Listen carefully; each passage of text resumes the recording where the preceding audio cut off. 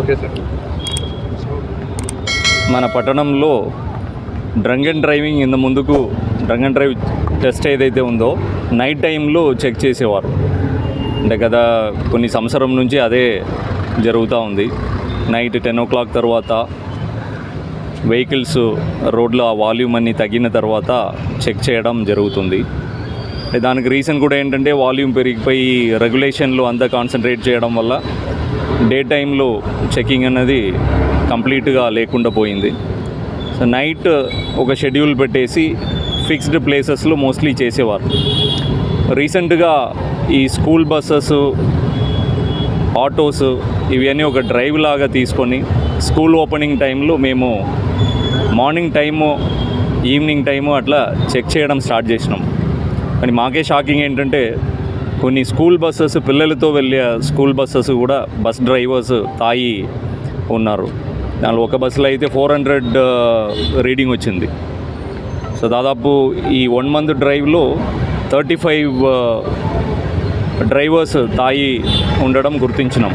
దానిలో బస్సెస్ ఉన్నాయి, school vans ఉన్నాయి, అలాగే స్కూల్ చిన్నపిల్లల్ని తీసుకెళ్లే ఆటో డ్రైవర్స్ ఉన్నారు. ఒక్క నెలలోనే 35 మంది, అది కూడా స్కూల్ చిల్డ్రన్ని ట్రాన్స్పోర్ట్ చేసేవాళ్ళు తాగి బండి నడపడం జరుగుతుందన్నది మాకు చాలా పెద్ద షాకింగ్.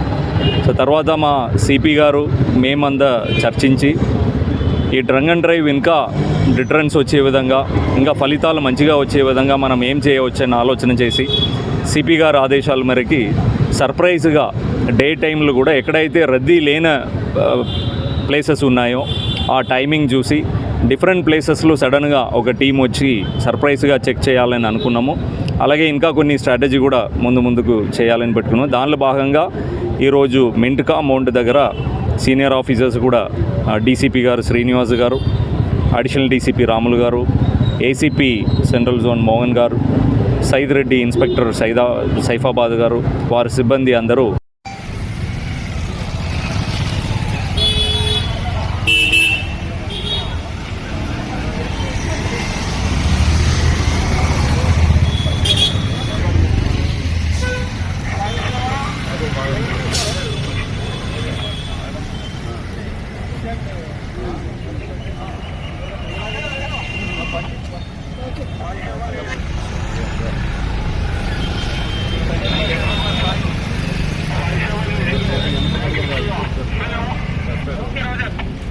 పిక్చర్ తీసుకుంటాం.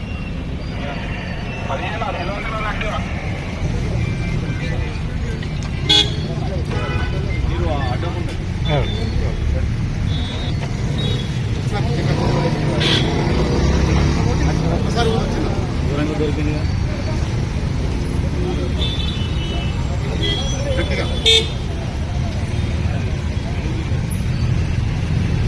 మొత్తం కవర్